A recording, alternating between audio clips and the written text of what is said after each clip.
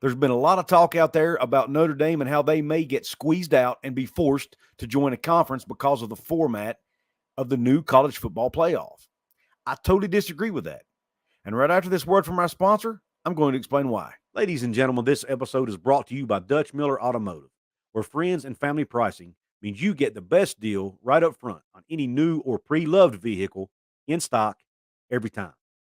With brands like Chevrolet, Chrysler, Dodge, Jeep, Ram, Kia, Hyundai, Ford, GMC, Buick, and Subaru, the Dutch Miller Automotive family is always growing and ready to put you in the car or truck you've been searching for. Check out our inventory across West Virginia at DutchMillerAuto.com or come in today to the home of friends and family pricing, only at a Dutch Miller Automotive store near you. What is up? Come on in, make yourself comfortable, belly yourself up to the bar, and let me pour you out a shot of top shelf college football content. On tap at Couz's Corner today, we are talking about Notre Dame, and we're talking about why I think Notre Dame will remain an independent even through the at least 2031 when the new college football playoff contract expires. And let me tell you why I think that.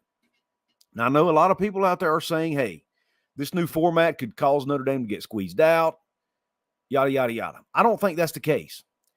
I think people may underestimate how much Notre Dame values being an independent football school. Okay? Notre Dame wants to be special. They want to be different. They want to stand out from everybody else. That's their DNA.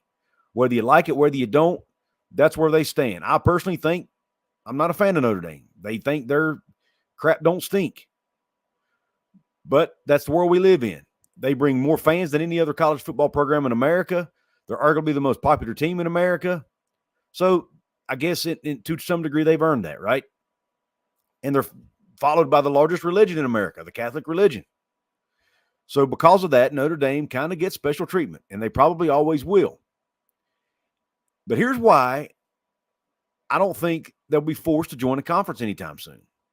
First of all, look at the signs that have been out there all along.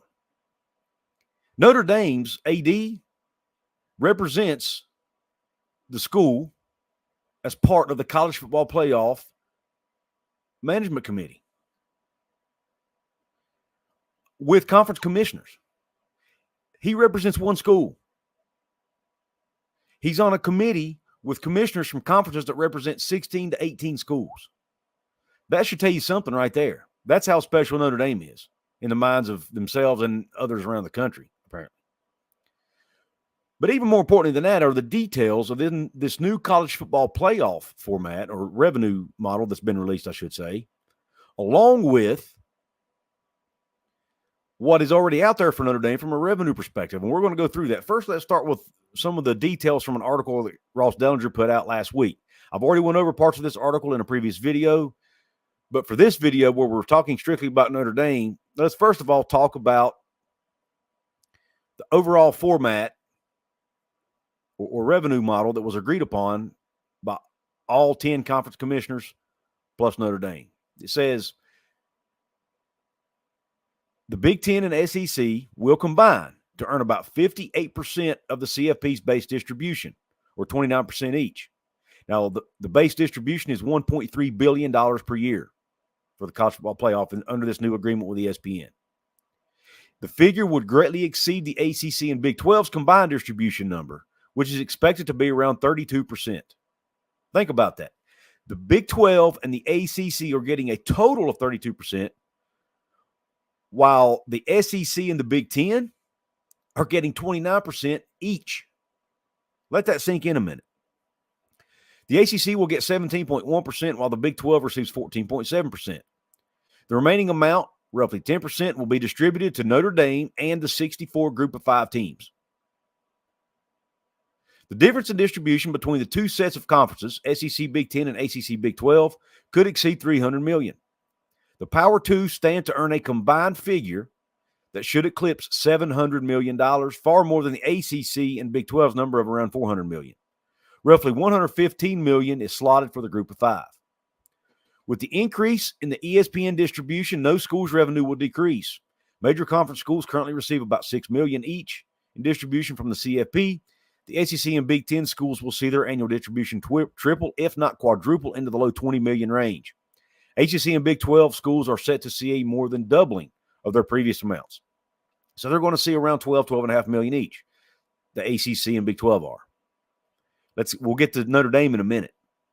Independents, UConn, Washington State, and Oregon State will get a small portion.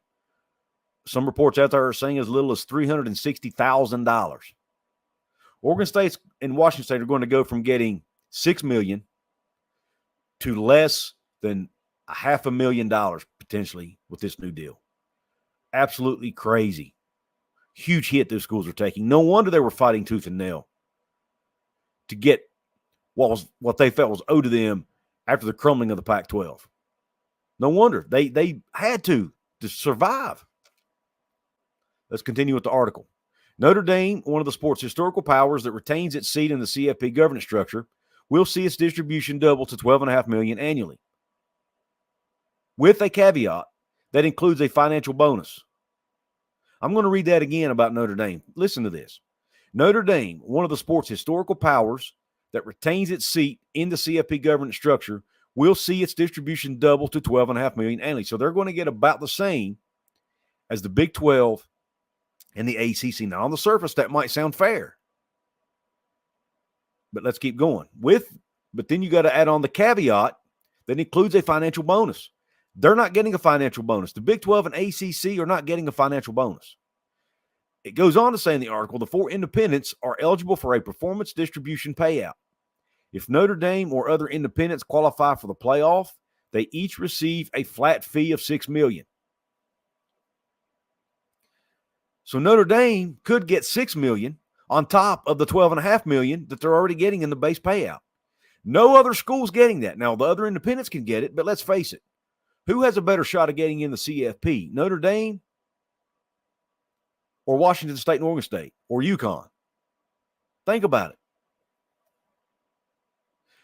It also says Notre Dame is also the only major conference school that will not sustain a financial impact of losing multi-million-dollar payouts from bowl contracts. The SEC, Big 10, Big 12, and ACC all leave behind lucrative bowl tie-in contracts with the Rose, Orange, and Sugar Bowls specifically. Aside from the provision around independence, the performance distribution structure in the past eligible to all teams has been eliminated in this contract. So there's no performance distribution structure. So regardless of how well your conference does or how well your team does, nobody's getting that except the independents. Who's independent? Notre Dame. Not only the payout that Notre Dame's getting, there's also expected to be some protections related to a format given to Notre Dame. So they could earn a guaranteed at-large spot based on their CFP ranking. That guarantee is contingent, however, on the number of automatic qualifiers in a finalized format per the article. Now, they're going to get special protections.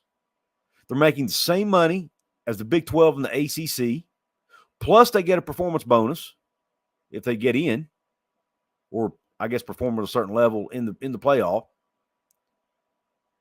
And I know what you're thinking. Well, Couz, that's only what, 12.5? That's only $18.5 million. Folks, you forget. Notre Dame already has their own TV deal. They don't share their TV revenue with anybody. They have their own TV deal with NBC, and they have for decades.